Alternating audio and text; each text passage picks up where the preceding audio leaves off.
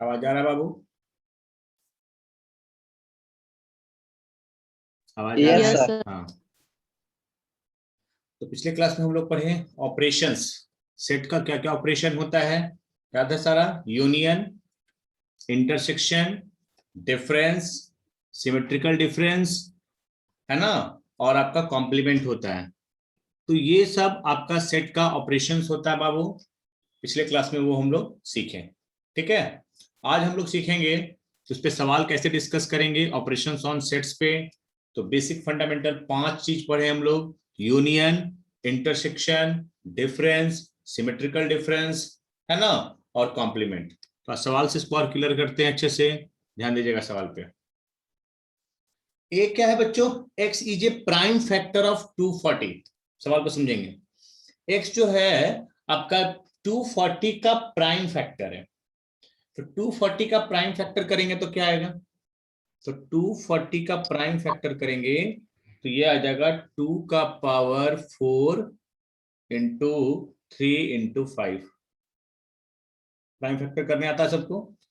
तो 240 का prime factor करेंगे बच्चों तो आएगा 2 का पावर 4 इंटू 3 इंटू 5। तो x क्या है, किस फॉर्म में दिया हुआ है?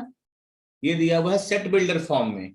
तो x जो है वो प्राइम फैक्टर है 240 का। तो इसको पहले कन्वर्ट करते हैं रोस्टर फॉर्म में। रोस्टर फॉर्म में तो a में क्या आ जाएगा? a में कौन कौन सा एलिमेंट आ जाएगा बच्चों? a में आ जाएगा 2, 3 और 5। a में आ जाएगा 2, 3 और 5। b क्या है? x is the sum of any two prime factor of 240। तो इसका जो प्राइम फैक्टर आ रहा है उसमें किसी दो का सम है। अच्छा समझिएगा इसको। बी सेट कैसे निकालेंगे? तो बी निकालने के लिए किसी दो को जोड़िए। 2, 3, 5, 5, 3, 8 और 5, 2, 7। तो बी निकल गया। एनी टू प्राइम फैक्टर का सम है। 240 का जो प्राइम फैक्टर आ रहा है बच्चों उसमें किसी दो का ये सम है। तो ए सेट मिल गया और बी सेट मिल गया। अब सारा ऑप्शन पढ़िए। अब ऑप्शन में इंटरसेक्शन यूनियन का जिक्र है। तो ए यूनियन बी कैसे निकालते हैं बच्चों? ए यूनियन बी में ए के भी लोग आएंगे और बी वाले भी आएंगे। तो 2, 3, 5, 2, 3, 5, 7, 8 ये ए वाले लोग आ गए। और इंटरसेक्शन में कौन आएगा बच्चों? इंटरसेक्शन में कौन आएगा? इंटरसेक्शन में आएगा सिर्फ और सिर्फ 5। अब ऑप्शन को पढ़िए। कह रहा है कि 5 does not belongs to A intersection B. तो बिलोंग कर रहा है, गड़बड़ है, गलत हो गया। 7 बिलोंग्स टू ए इंटरसेक्शन बी। नहीं, 7 नहीं है इसमें, रॉन्ग हो गया। 8 belongs to A intersection B. नहीं, 8 belongs to A union B. हाँ ये सही है। तो डी ऑप्शन आपका सही हो जाएगा, 8 belongs to A union B. समझ में आया बच्चों? तो यूनियन क्या है, इंटरसेक्शन क्या, डायरेक्ट नहीं दे देगा कि हाँ ए दे दिए, बी दे दिए, यूनियन निकालिए। तो आसान हो जाएगा। थोड़ा सा आपको लैंग्वेज में देगा, मतलब आपको सेट बिल्डर में देगा। और जब तक आप इसको रोस्टर में नहीं कन्वर्ट करोगे मेरे बच्चे, तब तक आप उसका यूनियन, उसका इंटरसेक्शन कैलकुलेट नहीं कर पाओगे। जब तक आप उसको रोस्टर में नहीं कन्वर्ट करोगे तब तक उसका यूनियन इंटरसेक्शन कैलकुलेट नहीं कर पाओगे। सारे बच्चों को समझ में आया सवाल? हाँ या ना? Yes sir. नेक्स्ट सवाल मेरे बच्चे, नेक्स्ट सवाल बहुत अच्छा सवाल है, इसको समझेंगे समझेंगे। यूनियन इंटरसेक्शन का ही क्वेश्चन है लेकिन आपको इस तरह से देगा। तो पहले सवाल को समझते हैं कि सर आखिर सवाल क्या है। एक्स एक सेट है, इसमें ऑर्डर्ड पेयर आ रहा है। 3D में कैसे आप लोग पढ़ रहे हैं अभी, एक्स वाई जेड। तो आपको तीनों लिखना होगा, X comma Y comma Z. मतलब आपका ए बी सी तीनों आ रहा है, एक्स वाई जेड आ रहा है। अब कंडीशन क्या है बच्चों कि X Y Z natural number होना चाहिए। पहला कंडीशन डाला कि X Y Z natural number, ठीक है। दूसरी बात बोला कि x plus Y plus Z 10 होना चाहिए, सहमत हैं इससे भी हम। और x छोटा होना चाहिए और y उससे बड़ा और z उससे बड़ा। तो बच्चों इस तीनों कंडीशन को फुलफिल करने वाला कितना एक्स वाई जेड होगा? तो x plus Y plus Z है आपका 10 मेरे बच्चे। नेचुरल नंबर लेना है, पहला कंडीशन, तीन कंडीशन को मानना होगा। X Y Z natural number होना चाहिए, और x plus Y plus Z 10 होना चाहिए, और x छोटा होना चाहिए, y छोटा होना चाहिए जेड से। देखिए कैसे सोचते हैं, सोचने का तरीका समझिए। पहले सबसे छोटा x को हम लोग 1 रख देते हैं। तो जब x को एक बार हम 1 फिट कर दिए तो y को मजबूरी बस क्या लेना होगा, 2 लेना होगा, क्योंकि y इससे बड़ा लेना है। तो z भैया कितने होंगे, तो z को लेना होगा 7, z को क्या लेना होगा 7। अब y को 3 कर देते हैं, y को 3 और x को 1 ही छोड़ देते हैं, बहुत प्यार से समझिएगा इसको।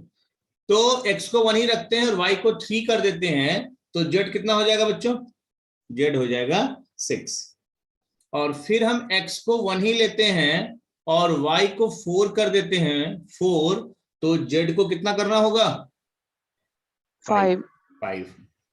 अब एक और कंडीशन लेते हैं 1 पे, x बराबर 1 लेते हैं और y यदि हम 5 लेते हैं तो z कितना हो जाएगा, z हो जाएगा 4, जो कि इनवैलिड हो जाएगा, इनवैलिड हो जाएगा। क्यों इनवैलिड हो गया, क्योंकि y से बड़ा आना चाहिए z, और y जब 5 लिए तो z आ गया 4। तो ये 3 कंडीशन हुआ x इक्वल टू 1 पे। और सोच सकते हो, और सोच सकते हो, समझिएगा। x इक्वल टू, अब x इक्वल टू 2 लेते हैं बच्चों, x इक्वल टू 2 लेते हैं और x इक्वल टू 2 पे अब देखते हैं कि y और z का कितना पेयर बनेगा। तो x इक्वल टू 2 लीजिए मेरे बच्चे, तो x इक्वल टू 2 लेंगे तो y को मजबूरी बस क्या लेना होगा, 3 लेना होगा, नेचुरल नंबर लेना है ना। तो 3 और 2 5, तो z कितना आ जाएगा, z आ जाएगा 5। चलिए एक बन गया। अब x इक्वल टू 2 लेकर के है ना y को एक बढ़ाइए 4 कीजिए, तो 4 और 2 6, तो z को होना होगा 4, z को होना होगा 4। यहाँ पे y और z बराबर हो गया, y को छोटा होना है z से, तो ये गड़बड़ हो गया, ये गड़बड़ हो गया, मतलब ये होगा, है ना। अब x बराबर 3 पे सोच सकते हैं क्या, x बराबर 3 लेंगे तो y आपको लेना होगा 4, नहीं हो पाएगा, y लेना होगा 4, है ना, y लेना होगा 4, और फिर आपका z कितना आ जाएगा 4 3 7, फिर z 3 आ जाएगा। तो डाटा इतना बढ़िया सेट था, y 4 तो z आपको लेना होगा 3, तो यहां से स्टेटमेंट इनवैलिड हो गया। तो 1 2 3 और एक 4 ही स्टेटमेंट वैलिड दिख रहा है। तो आपका जो x सेट बनेगा मेरे बच्चों, उसमें ट्रिपलेट आएगा, x y z आएगा। कौन कौन आएगा, वैलिड कौन कौन है बताइए, 1 2 7। पहले आप इसको पूरा बना लीजिए x सेट को, फिर 1 3 6, 1 3 6 आपका बात को मान रहा है, 1 4 5 भी आपके सपोर्ट में है, और आपके 2 3 5 भी आपके सपोर्ट में है, 2 3 5 भी आपके सपोर्ट में है। बात समझ आ रहा है। तो यहां से 4 वैल्यू जो है वो आपके सपोर्ट में है, 2 3 5, वेट 2 3 5, 2 3 5 भी आपके सपोर्ट में है। तो ये आपके सपोर्ट में है, 2 3 5। चलिए, तो ये 4 आपका बात मान लिया। अब बोलेगा सर y भी तो निकालना होगा, हम बोलेंगे ठीक है। तो y क्या है, y को समझते हैं। y जो है वो भी ट्रिपलेट है एक्स वाई जेड का, ये भी X Y Z natural number लेना है, और यहां पर x और z का डिफरेंस का मॉड y आना चाहिए, मतलब ये दोनों बाहर वाले को घटाने पर बीच वाले के बराबर आना चाहिए। तो y में तो बहुत सारा एलिमेंट हो जाएगा ऐसे। आपको तो इंटरसेक्शन लेना है, इंटरसेक्शन का मतलब क्या होता है बच्चों, जो a में भी हो और b में भी हो, दोनों में कॉमन हो, दोनों की कॉमन बातें, तो जो x में आ गया, अब यही कंडीशन जो y फुलफिल कर ले तो काम बन जाएगा। y में ऐसे यदि हम बनाने लगे तो बहुत सारा वैल्यू मिलेगा, y सेट जो बनेगा वो बनेगा इनफाइनाइट। क्यों बनेगा, क्योंकि यहां पर X Y Z natural number लेना है, और उसके बाद आपको ये x और z का डिफरेंस का मॉड बीच वाला होना चाहिए। इस तरह से तो बहुत सारे नंबर बनेगा। आप बोलेंगे सर हमको तो इंटरसेक्शन लेना है, इंटरसेक्शन में वही वैलिड होता है जो x में भी हो और y में भी हो। तो यहां पे क्या कर दिया, x में 4 ही एलिमेंट आया और y में इनफाइनाइट एलिमेंट आएगा, लेकिन मेरे काम का तो 4 ही है क्योंकि इंटरसेक्शन में तो यही भाग लेगा। तो अब चेक कीजिए कि x इंटरसेक्शन y में कौन कौन आएगा, समझिएगा, समझेंगे। x तो आ चुका है y में, अब y का कंडीशन चेक कर लेते हैं, ये दोनों को घटाने पर बीच वाला आना चाहिए, तो नहीं, 1 में से 7 गया 6, 6 में से 1 माइनस 6 का डिफरेंस, नहीं ये नहीं आ रहा है। ये दोनों को घटाने पर बीच वाला आना चाहिए, नहीं ये दोनों को घटाने पर बीच वाला आना चाहिए, हाँ मतलब 1 4 5 जो है वो x में भी है और y के कंडीशन को भी मान रहा है, यानी 1 4 5 आपका एलिमेंट होगा कि नहीं होगा बच्चों, होगा ना, होगा ना, 2 3 5 होगा क्या, बोलो ना, 2 3 5 भी होगा, 2 3 5 भी होगा। इस तरह से डाटा डिजाइन करता है, मतलब एक में कम एलिमेंट आए और एक में बहुत ज्यादा है, तो इंटरसेक्शन, इंटरसेक्शन लेना था। अब आते हैं सवाल पे, अभी तक तो सवाल हम पढ़े ही नहीं। हाँ, एक्स इंटरसेक्शन वाई किसके बराबर होगा, तो एक्स इंटरसेक्शन वाई क्या आपका बराबर होगा 2 3 5, क्या इंटरसेक्शन में सिर्फ 2 3 5 आ रहा है, 1 4 5 भी तो आ रहा है, ये गड़बड़ हो गया, गड़बड़ हो गया। बी ऑप्शन में दे रहा है कि इंटरसेक्शन में 1 4 5 आएगा, नहीं ये भी नहीं आ रहा है। 5 1 4 आएगा, नहीं ये भी नहीं है, इसका आंसर हो जाएगा none of these, none of these हो जाएगा मेरे बच्चे ऑप्शन। ये निकालने आया सबको, आपको सेट बिल्डर में देगा बच्चों, आपको उसको पहले रोस्टर फॉर्म में कन्वर्ट कर लेना है और रोस्टर फॉर्म में कन्वर्ट करके आप यूनियन इंटरसेक्शन कैलकुलेट कर सकते हैं। यूनियन का मतलब दिमाग में बैठाइए, उसका वेन डायग्राम दिमाग में बैठाइए, इंटरसेक्शन का मतलब बैठाइए, उसका वेन डायग्राम दिमाग में बैठाइए। तो आते हैं बच्चों नेक्स्ट सवाल की तरफ। नेक्स्ट सवाल क्या है, नेक्स्ट सवाल समझते हैं। नेक्स्ट सवाल है इस तरह का कुछ, मतलब आप भी समझ गए कि सर ऐसा नहीं देगा कि हाँ डायरेक्ट दे देगा 1 2 3 4 5 और बी दे देगा 2 3 4 और कहेगा यूनियन निकालिए इंटरसेक्शन निकालिए, ऐसा तो नहीं करने वाला है वो, ऐसा तो नहीं करने वाला है ना। तो वो आपको इस तरह से क्वेश्चन देगा, इसको बोलते हैं सेट बिल्डर फॉर्म। चलिए बहुत अच्छे समझेंगे। तो जब तक कि हम सेट बिल्डर फॉर्म में नहीं कन्वर्ट करेंगे तब तक हमको ए इंटरसेक्शन बी का डैश निकालना है। डैश का मतलब बच्चों कॉम्प्लीमेंट, डैश का मतलब मेरे बच्चे कॉम्प्लीमेंट। तो पहले हम लोग यूनिवर्सल सेट को बातचीत करते हैं, पहले हम लोग यूनिवर्सल सेट से हालचाल लेते हैं। तो यूनिवर्सल सेट कह रहा है कि मैं जो हूं ना ये 5 डिग्री का पॉलिनोमियल, मुझे सॉल्व करोगे तो 5 वैल्यू आएगा और वो वैल्यू आपका u देगा। बोलेंगे ठीक है, तो एक्स स्क्वायर इसमें से कॉमन आ रहा है क्या, इसमें से एक्स स्क्वायर कॉमन आ रहा है क्या, तो यहाँ पे बचेगा एक्स क्यूब, ऐसे सॉल्व करना होगा 5 डिग्री का पॉलिनोमियल तो मुश्किल हो जाएगा बच्चों, -6x² है ना, और प्लस 11x और ये हो जाएगा -6 इक्वल टू 0। यहाँ से x का वैल्यू क्या आ गया बच्चों, यहाँ से x का वैल्यू आ गया 0 और 0, 2 रूट आ गया, दोनों बराबर आ गया। 5 में से 2 वैल्यू क्या हो गया 0 0। अब बोलेगा सर ये क्यूबिक आ गया, क्यूबिक कैसे करते हैं हैंडल, क्यूबिक को हैंडल करने के लिए हम लोग यूज करते हैं hit and trial method, hit and trial method use करते हैं क्यूबिक को हैंडल करने के लिए।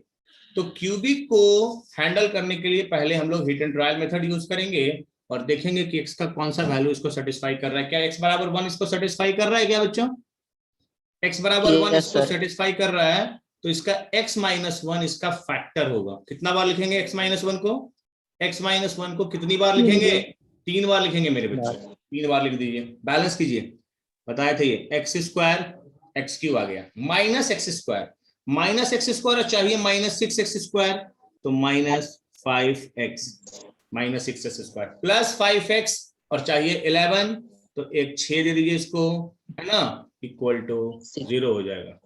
तो यहां से बच्चों आ जाएगा आपका x minus 1 into x² minus 5x है ना प्लस 6 इक्वल टू 0 मेरे बच्चे।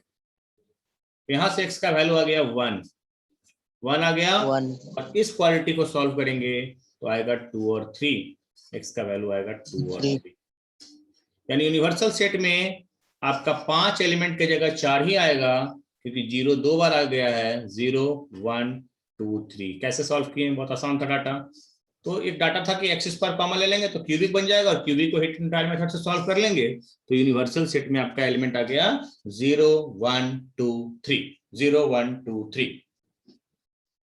अब ए सेट में कितना एलिमेंट आएगा बच्चों, इधर करते हैं। ए सेट में आपका कितना एलिमेंट आएगा, ए सेट क्या है क्वाड्रेटिक, क्वाड्रेटिक में तो आप माहिर हैं, 2 और 3 आएगा, यहां से 2 और 3 आएगा। नीचे वाला क्वाड्रेटिक से क्या आएगा, एक्स का 2 वैल्यू, नीचे वाले क्वाड्रेटिक से जिसको हम लोग बी नाम दे रहे हैं, बी नाम दे रहे हैं, है ना, यहां से आएगा 1 और 2, 1 और 2, 1 और 2। तो ए क्वाड्रेटिक था, बी क्वाड्रेटिक था, और यू आपका 5 डिग्री का पॉलिनोमियल था। तो इससे आपको टेंशन नहीं था कि जो मेहनत पड़ा यू निकालने में, ए और बी तो मेरे बच्चे जल्दी आ गया। अब आप बोलिएगा सर हमको ए इंटरसेक्शन बी चाहिए, तो ए इंटरसेक्शन बी क्या पढ़ाए थे बच्चों? ए इंटरसेक्शन बी में ए का भी एलिमेंट होगा और बी का भी एलिमेंट होगा। क्या आंसर होगा ए इंटरसेक्शन बी में? 2 आएगा क्या? ए इंटरसेक्शन बी में सिर्फ 2 आएगा क्या? Yes sir. अब हम लोग डैश क्या पढ़े थे, याद कीजिए पिछला क्लास। ए इंटरसेक्शन बी का डैश क्या पढ़े थे? कॉम्प्लीमेंट। तो कॉम्प्लीमेंट होता है यू माइनस यूनिवर्सल सेट का वह एलिमेंट जो ए में नहीं है, यूनिवर्सल सेट का वह एलिमेंट जो ए में नहीं है, ए डैश। वेन डायग्राम भी आपको याद होगा मेरे बच्चे कि जो ए सर्कल के बाहर हो, जो ए सर्कल के बाहर होगा ये आपका देगा ए डैश, ये रीजन बाहर वाला देगा ए डैश। और ए डैश कैसे निकालते हैं? U minus A intersection B, U minus A intersection B, A dash universal set का वह एलिमेंट जो जो ए इंटरसेक्शन बी में नहीं है। तो यूनिवर्सल सेट में 2 है, 0 1 3, बहुत अच्छा, 0 1 3। कोई ऑप्शन है क्या 0 1 3 का? 0 1 3 का ऑप्शन नंबर सी हो जाएगा मेरे बच्चे। तो इस तरह से आप कैलकुलेट कर सकते हैं। तो डायरेक्ट नहीं कि यूनियन इंटरसेक्शन का क्वेश्चन देगा तो डायरेक्ट आपको ए सेट दे देगा, बी सेट दे देगा। आपको थोड़ा सा मेहनत करना होगा, आपको पहले उसको सेट बिल्डर फॉर्म से आपको रोस्टर फॉर्म में कन्वर्ट होगा। इसमें थोड़ा सा पॉलिनोमियल का यूज था, कैसे हम लोग ए सेट निकालें, कैसे हम लोग यूनिवर्सल सेट निकालें, कैसे बी निकालें, इंटरसेक्शन का मतलब क्या होता है, डैश का मतलब क्या होता है। आ रहा बच्चों, चमक रहा है, कॉन्सेप्ट क्लियर हो रहा है? चलिए नेक्स्ट सवाल पे आइए मेरे बच्चे, नेक्स्ट सवाल पे आइए। फाइंड ए माइनस बी।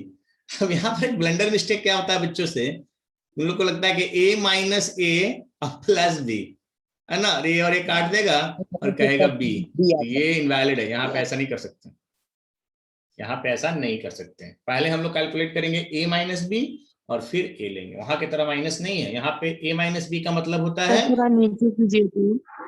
ए माइनस बी का मतलब होता है ए का वह एलिमेंट, ए का वह एलिमेंट है ना जो बी में नहीं है, जो बी में नहीं है।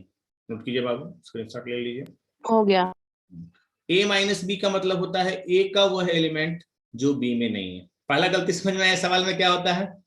पहला गलती होता है कि वो बच्चा का आदत होता है माइनस को ब्रैकेट तोड़ के ये कर देगा, जो सरासर गलत है। एक चीज सीखिए, ए दिया है बी दिया है, पहले क्या निकालते हैं बच्चों? पहले निकालते हैं ए माइनस बी। ए माइनस बी को मैंने क्या फिल कराया था? ए का वह एलिमेंट, ए का वह एलिमेंट जो बी में नहीं है। तो पहले जो कॉमन है उसको हटाइए, 9 9, 13 नहीं है, 17 नहीं है, 21 है, 21 है, यहाँ भी 21। तो ए माइनस बी में कौन आएगा? 5 13 17। कितना करने आ रहा है सबको? 5 13 और 17। अब निकालना है ए माइनस बी। ए माइनस बी क्या होगा बच्चों? ए का वह एलिमेंट जो ए माइनस बी में नहीं हो, ए का वह एलिमेंट जो 9 और 21। बहुत अच्छा, तो मतलब समझो 9 और 21, बहुत अच्छा। तो इस तरह से आप इसको कैलकुलेट कर सकते हो। ये गलती कभी मत कर देना कि ए माइनस ए और प्लस बी और ए उड़ा देना, है ना, और यहां से। तो ये इजी था, इजी था बहुत ज्यादा। नेक्स्ट सवाल की तरफ आते हैं बच्चों। स्क्रीनशॉट वेट, हाँ जल्दी, उठना नहीं चाहिए, साथ साथ कीजिए, हाँ जल्दी। और नोट करके अच्छे से नोट बना लेना है ना। हाँ यस सर। चलिए, अभी हम लोग ऑपरेशंस पढ़ रहे हैं, उस पर कुछ और सवाल देखते हैं, कुछ और सवाल का लेवल देखते हैं क्या होता है ना। तो कैसे हम लोग देख रहे हैं कि यूनियन क्या चीज है, इंटरसेक्शन क्या चीज है, डिफरेंस क्या चीज है, सिमेट्रिकल डिफरेंस क्या चीज है, एक एक चीज को हम लोग समझ रहे हैं। तो इस सवाल पे आइए, इस सवाल पे आइए। P of x denotes the power set। Power set आपको पढ़ा चुके हैं। और दो सेट ए और बी के लिए, ध्यान सुनिएगा, दो सेट ए और बी के लिए आपका power set of A equal to power set of B है। पावर सेट ए का निकालें। पावर सेट क्या होता है? जितना उससे सबसेट बनेगा उसका जो सेट होगा मेरे बच्चे वो कहलाएगा पावर सेट। एक एक चीज को समझना है। तो पावर सेट ए का और पावर सेट बी का बराबर है, ये तभी पॉसिबल हो सकता है मेरे बच्चे जब दोनों सेट बराबर होगा, जब दोनों सेट बराबर होगा। तो इसमें more than one option correct है, एक हो गया A equal to B. Power set of A equal to power set B है, ये तभी पॉसिबल हो सकता है जब दोनों सेट बराबर होगा, नहीं तो बराबर नहीं हो सकता। क्या दोनों सेट जब बराबर होगा तो दोनों का इंटरसेक्शन 5 होगा? जैसे ए में 1 2 है, ए में 1 2 है और बी में भी 1 2 है, तो दोनों सेट यदि बराबर है, बी में भी 1 2 है, तो इंटरसेक्शन लेंगे तो क्या आएगा? 1 2 1 2। ये तो गड़बड़ हो गया। कैसे ऑप्शन को छांट रहा है समझिएगा, छांट दिए। अब आपको दो ऑप्शन समझना है कि ए, इसको पढ़ाते हैं पहले, ए यूनियन बी और A delta B. A union B और ए डेल्टा बी। डेल्टा का मतलब क्या बताए थे बच्चों? याद कीजिए, ए डेल्टा बी का मतलब क्या बताए थे? Symmetric difference. और सिमेट्रिक डिफरेंस क्या होता है? सिमेट्रिक डिफरेंस होता है ए माइनस बी और बी माइनस ए का यूनियन। ए माइनस बी और बी माइनस ए का यूनियन। यानी मेरे बच्चे कुछ याद करिए, वेन डायग्राम और सिमेट्रिक डिफरेंस ये वाला रीजन होता है और ये वाला रीजन का यूनियन होता है। हाँ या ना बच्चों? हाँ या ना बच्चों? अब ए और बी बराबर है, ए और बी बराबर है, तो ए और बी जब बराबर है तो ए माइनस ए माइनस ए ही होगा। ए का वो एलिमेंट जो ए में नहीं है, सॉरी, ए माइनस बी किसके बराबर होगा? ए माइनस बी किसके बराबर होगा? ए का वह एलिमेंट जो ए में नहीं है। सब तो ए में होगा ही, 5 होगा क्या? और बी माइनस ए किसके बराबर होगा? बी का वह एलिमेंट जो बी में नहीं है। ये दोनों बराबर है, ए और बी को बराबर मान के चल रहे हैं, ए और बी को बराबर मान के चल रहे हैं। तो ए माइनस बी का मतलब ए का वह एलिमेंट जो ए में नहीं है। ए माइनस ए क्या होता है? 5। अब बी माइनस बी क्या होता है? 5। और 5 5 का यूनियन क्या हो जाएगा? 5 हो जाएगा कि नहीं हो जाएगा बच्चों? हाँ ना? 5 हो जाएगा कि नहीं हो जाएगा? तो ए डेल्टा बी आ गया 5। ए डेल्टा बी में एक भी एलिमेंट नहीं है, 5 हो गया। ए डेल्टा बी आ गया 5। अब आते हैं ए डेल्टा बी 5, मतलब ये सही है। अब आते हैं इस पे, A union B equal to A delta B. तो ए यूनियन बी क्या होगा? ए यूनियन बी क्या होगा? ए यूनियन बी होगा, मतलब ए और बी बराबर है तो ए यूनियन ए हो जाएगा, ए हो जाएगा। ए और बी बराबर है और ये 5 आ रहा है, ये भी गड़बड़ हो जाएगा। तो इसका आंसर आ जाएगा ए इक्वल टू बी और A delta B equal to 5। A delta B equal to 5। अच्छा सवाल था बच्चों, ये अच्छा सवाल था। आया समझ में? Yes sir. हाँ चलिए इस पर एक नेक्स्ट सवाल देखते हैं बच्चों। बहुत अच्छा सवाल है, इसको अच्छे समझेंगे। A B and C are 3 finite set और तीनों का इंटरसेक्शन 10 है और A delta B delta C delta A दिया हुआ है, then the number of elements in A union B union C. पहले समझेंगे मेरे बच्चे कि मैंने आपको बताया था कि एक 3 बाय 3 एक वेन डायग्राम, बहुत सारा क्वेश्चन वेन डायग्राम से बनता है, दिमाग खोल कर रखना, अच्छा सवाल। तो ए बी और सी ये 3 वाला वेन डायग्राम कुछ ऐसा हम बताए थे, बहुत यूज करेंगे आगे 3 वाला वेन डायग्राम। अब बच्चों यहां पे अलग अलग रीजन को मार्क कीजिए। ये जो ए है इसमें सिर्फ वैसे एलिमेंट हैं जो सिर्फ ए वाले हैं। बी, स्मॉल बी में सिर्फ ओनली बी, स्मॉल सी में ओनली सी। एक्स में कौन सा एलिमेंट है? एक्स में एलिमेंट है जो ए और बी दोनों में है। वाई में कौन सा एलिमेंट है? जो ए और सी दोनों में है। और जेड में कौन सा एलिमेंट है? जो बी और सी दोनों में है।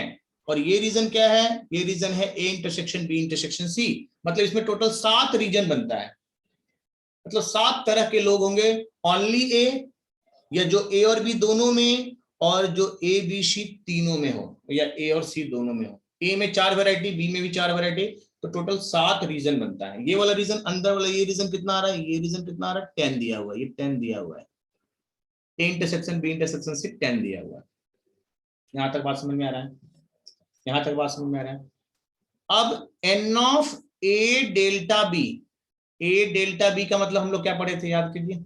ए डेल्टा बी का मतलब ये वाला रीजन और ये रीजन, अभी बताएं, ये रीजन और ये रीजन, जो a माइनस बी और b माइनस ए का union.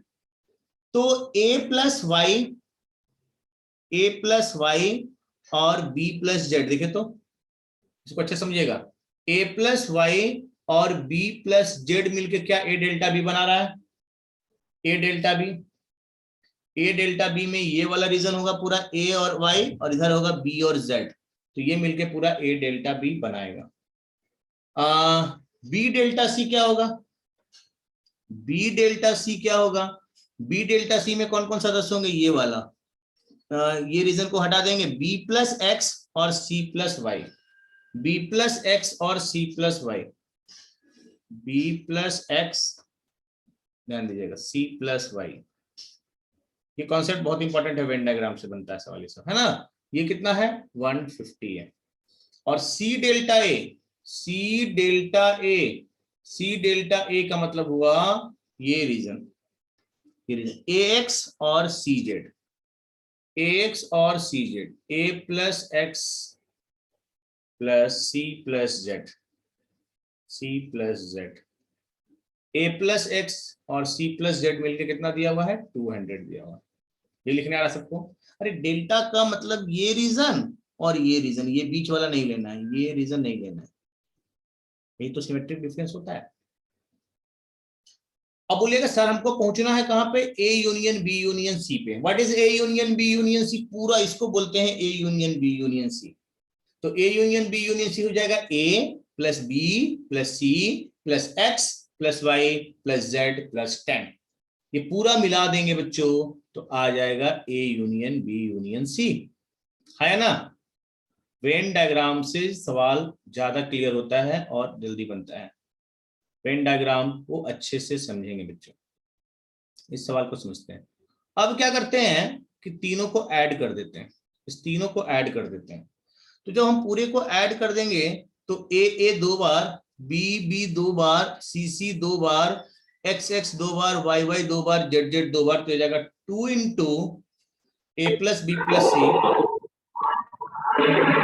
x plus y plus z, 2 into A plus B plus C, 2 into A plus B plus C plus X plus Y plus Z, 2 into A plus B plus C plus X plus Y plus Z मिलके total कितना आएगा, A plus B plus C plus X plus Y plus Z, ये पूरा मिलके कितना आएगा, 450, ये पूरा आ जाएगा 450। म्यूट कीजिए बाबू, इधर से हल्ला हो रहा है। तो A plus B plus C, A plus B plus C plus X plus Y plus Z कितना आ जाएगा, A plus B plus C plus X plus Y plus Z कितना आ जाएगा, 2 से डिवाइड कर देंगे तो 225 आ जाएगा, 225, ये आ जाएगा इधर 225 है ना। और इसमें दोनों साइड 10 जोड़ देंगे अपने मन से। 10 क्यों जोड़ रहे हैं, ये वाला रीजन छूट रहा है, ये 10 छूट रहा है, इधर भी 10 जोड़ना होगा। और जब इसमें 10 जुट जाएगा तो A B C X Y Z 10 मिलके पूरा क्या बना देगा, ये पूरा बना देगा A union B union C. आगे बहुत कम आने वाला है कॉन्सेप्ट, ये आ जाएगा 235। इस वेन डायग्राम को फिर से समझेंगे।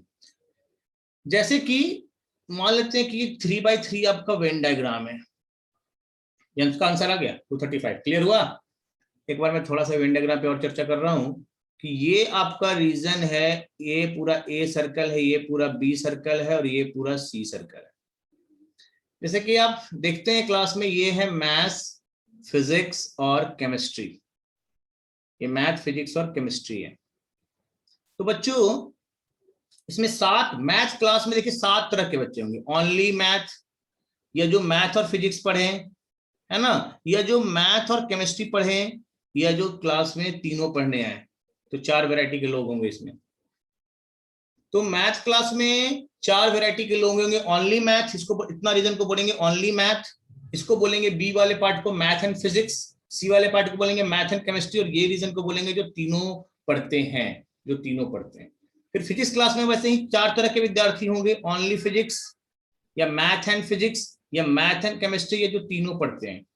फिर केमिस्ट्री वाले क्लास में भी वैसे ही 3 रीजन होगा, only chemistry, math chemistry, math physics, और जो तीनों पढ़ता हो। तो ये अलग, देखो ऐसे जब मानेंगे तो बहुत प्रॉब्लम होता है। तो हम लोग क्या करते हैं कि अलग अलग रीजन को अलग अलग नेमिंग कर देते हैं। इस रीजन का नाम ए दे दिए, इसका नाम बी दे दिए, इसका नाम सी दे दिए, इस पार्ट का नाम एक्स वाई जेड, और ये तो 10 दिया हुआ था ही। तो डेल्टा का मतलब क्या बताए थे कि डेल्टा का मतलब A minus B union B minus A minus B union B minus A. तो इस तरह से डेल्टा कैल्क का डिफिनेशन समझ करके रीजन को मार्क कर दिए, और यहां से यूनियन का मतलब पूरा क्या बताते बच्चों, पूरा ये रीजन, पूरा ये रीजन, है ना। तो इस तरह से आप इसको कर सकते हो। आ रहा बात समझ में, आ रहा बात समझ में।